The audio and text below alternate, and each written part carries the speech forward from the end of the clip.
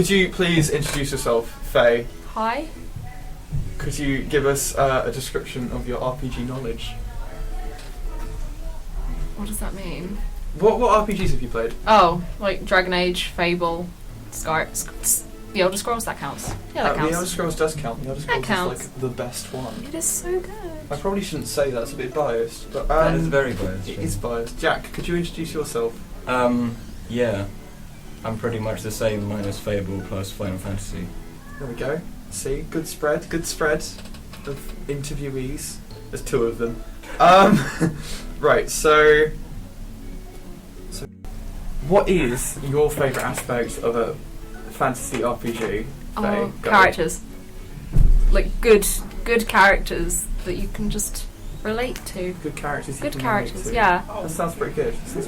Jack, could you give us characters? Not characters. Characters? No, not characters. Ooh. What's the favourite part of an RPG for you? It depends on the RPG, really. Okay, so let's go with Final Fantasy. You're playing Final Fantasy Yeah. for some reason. Yeah, because it's great. It's great. Okay, what makes it great? Combat, flashy effects, story, Ignis. Iggy. Iggy. Just going with Iggy, are we? No, Yes. so what you're saying is you started with combat there. Yeah. So you're a very combat-orientated man. It is, well, especially in the latest release, it is a good implementation of the new system. Okay. Could you describe why? Well, it's the first time they've done it. I mean, that's pretty, that's pretty good. Well, they've gone from turn-based combat to real time, and they've done it really well. So you'd say combat's quite a large aspect of an RPG video game? Yes. Okay. And you mentioned story? Yeah. And you mentioned an actual character? Yes. So an attachment to an actual character? Yes, Ignis is wonderful. Could Faye, if you could go into characters in a bit more length, so let's go with Dragon Age. Could you describe a character that's had an impact on you? Oh, okay. Well, I don't know, I just like Anders. He's just a little mage that lives in the sewer, and he likes cats and does magic and helps people by opening up a clinic to help the sick. It's just... So would you say the uniqueness of that character? Yeah. Because obviously I can't pull out another character from the top of my noggin that does anything sort of similar. Yeah, it's just unique characters, but not making them like completely out of the ordinary in aspect to the universe that they're in. Yeah. It's like if you had like a game that was based in a normal everyday city, and you had just, I don't know, one character that's a lawyer and then another one is just like some person that's just literally made out of fire. It just doesn't make sense in the world. No. So like, Jack, with Dragon Age, not Dragon Age, yours is the Dragon Age, yours is Final Fantasy. Yes. The characters in Final Fantasy, what do you think of the characters in Final Fantasy? Because you've got the big four, don't you? In 15, yes. Yes. Yes. In the one that you've recently played. Yeah, they are basically what InSync is doing now. They look like they're like the edgiest boy band. Look like a boy band, don't they? Because they've got all the swoopy hair and stuff. Swoopy hair, black leather jackets. Oh my god. So Iggy's so fancy as well. They're also fancy. They are. Iggy's the one with He's the blind British guy. Blind British guy. Yeah. So obviously, he's a bit clever. You think characters and story are quite important, but we haven't spoken a lot about story. Can you talk about the story in Dragon Age for us, Faye? Well, there's 3 main games, but they all kind of have a very similar layout in the kind of story where it's just you're a character who has to save a country. Like in the first one, you have to save a continent. In the second one, you have to save a city. In the third one, you end up saving the whole world. Wow. 0 to 100. So yeah, I know. So where do you think the story can go from there? Well, I do you think they've sort of cut themselves off with what they can do. Well, I love the series completely, but it just seems very repetitive if you cut the stories right down to the bones, because it is just literally you have a character from a very kind of humble beginning that just suddenly is thrust into this situation like situation where they have to do something big, which I feel like many games kind of do. I felt in Dragon Age, the original Dragon Age Origins, funny enough, the characters, some of them didn't come from humble beginnings. You could have had anyone from a kid, like a prince, to all the way down to just like an elf in a forest. See, that is what I like about Origins. Out of all 3 games, Origins has the most character customization because of the fact that you, depending on which race and which class you picked, like whether you're an elf or a dwarf or a human, it changed how your character began and changed aspects of the story in order to fit into that, and even some dialogue was different. So if like sometimes if you're an elf, people would comment on it and sometimes would treat you unfavourably, which they wouldn't do if you were picked as a human. There's definitely a depth of yes. story there. In the first game, there's definitely a lot more story, which I'd like to see in other games, like where you would actually have your story and your choices kind of tailored to you a bit more to make each time you play it slightly different. Dragon Age is a very not linear sort of thing. Very open. In Dragon Origins, it's very open. Yes. The story is open, like the story, because it changes slightly depending on your choices. But the actual map itself isn't actually that open. No, it isn't. It isn't. It's not like Skyrim where you can kind of go anywhere. You have very set places you have to go to, and there's large sections of like the map. Focus on a main story. It's very story focused. You find with a lot of RPG games that you do get corralled into certain areas. I know in Skyrim, you've both played a bit of Skyrim, haven't you? You religiously often found yourself in the main city of Whiterun. Yes. You often, like, that was the main city, and that might have just been a coincidence for everyone because it was central and it was one of the more developed ones. But do you find when you're playing a game that if it focuses too much on story, you can get less out of the world?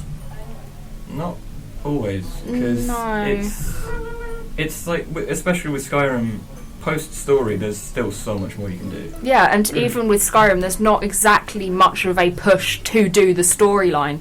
You can play for hours and hours and hours without actually ever doing the main quest line, which is quite nice to have that freedom. Yeah. So would you say the main quest line in Skyrim is more of a sort of optional thing? Yeah, definitely. Thing. It's like how you can become the Archmages of Winterhold before you even talk to the Jarl of Whiterun. Exactly, yes, no. You can go off and do whatever you want. Exactly. Do you think, given the choice between the story like Dragon Age, where you are put in a set position and told this is what you're going to do, in a very linear sort of way, compared to a game like Skyrim, where you're allowed to do whatever you please, what do you prefer when you're playing a game? See, with Dragon Age, the latest one, Inquisition, is very much like Skyrim.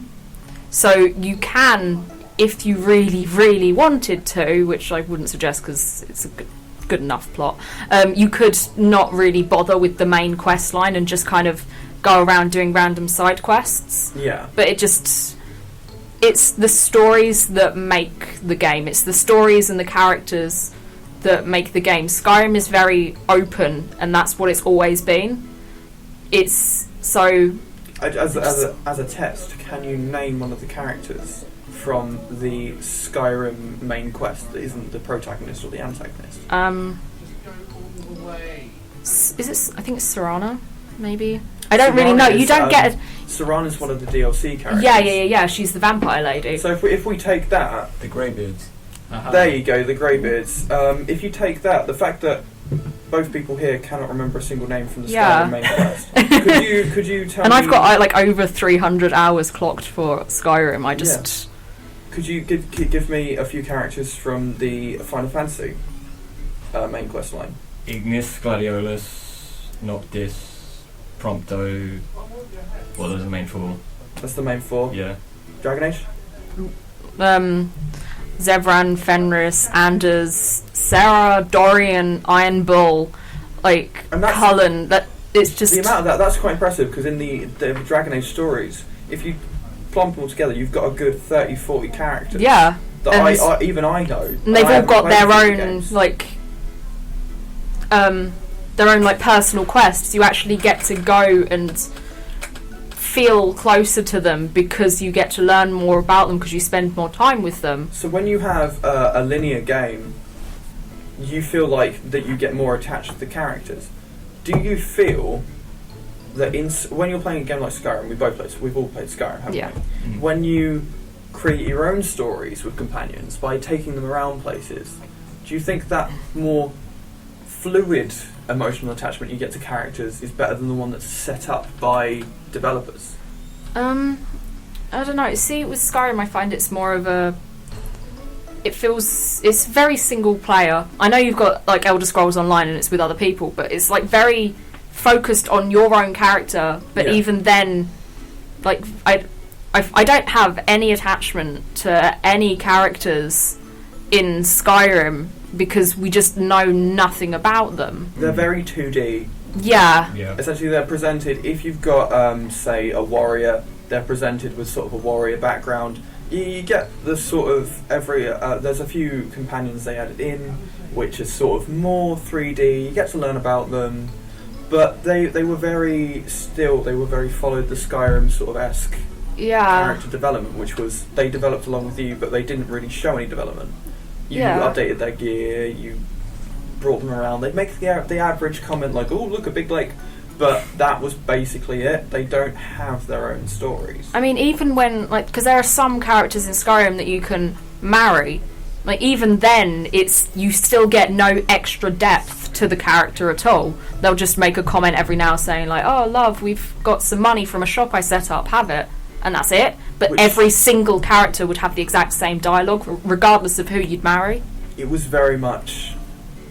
You could say that your wife was a character that was placed on another character in the game. What do you think's more important?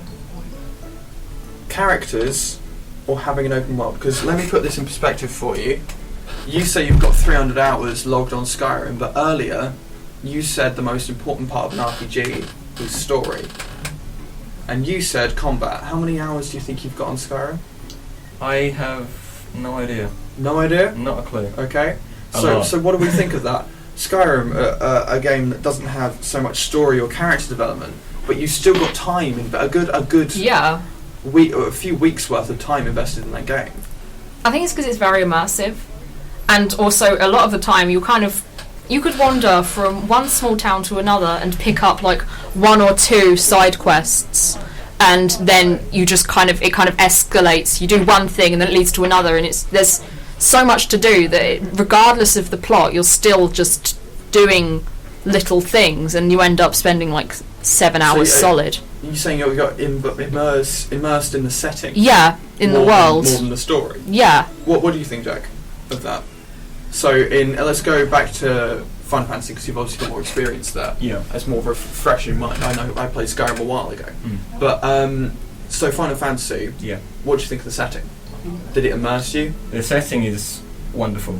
In 15, yeah, because you've got several different climates in certain areas of the map. So you got a really foresty area, a really deserty area, really built up urban area, and it's just each area fits so well with the I suppose the tone of the current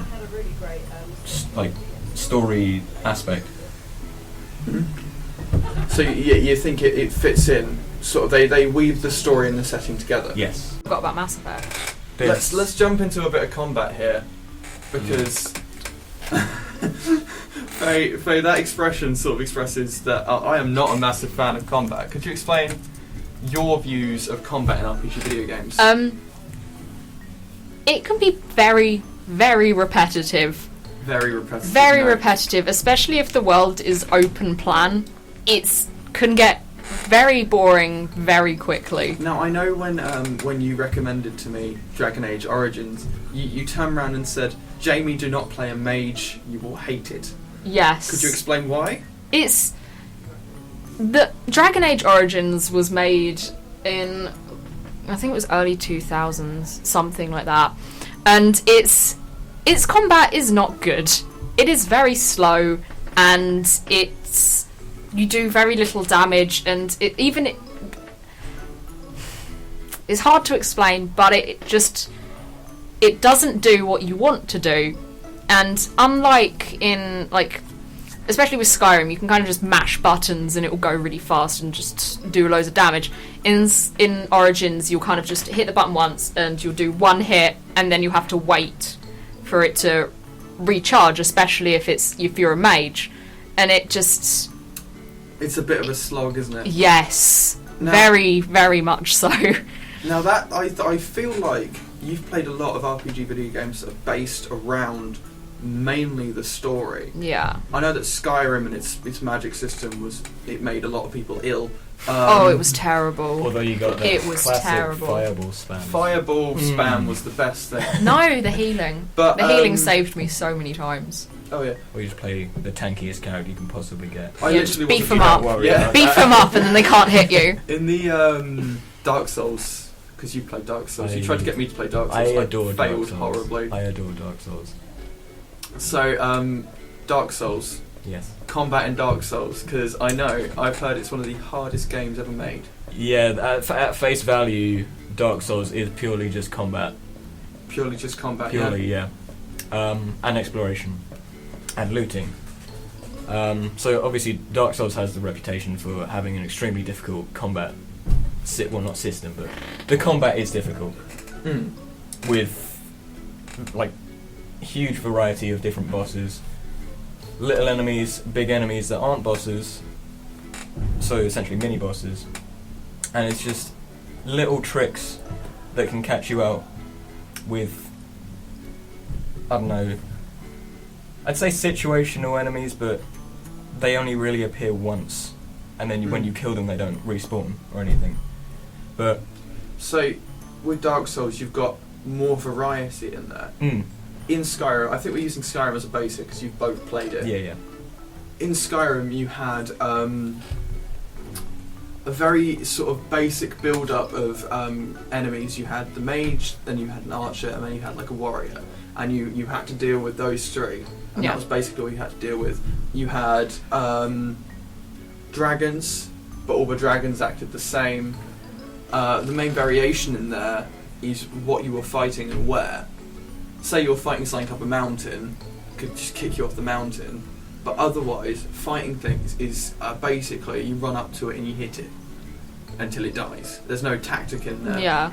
And even if useless. sometimes you'd get attacked in a village and you could just kind of let the guards do it and you could just kind of sit there and just not have to do anything. I found that when I was in a village, because you get random dragon attacks, and that was a big thing.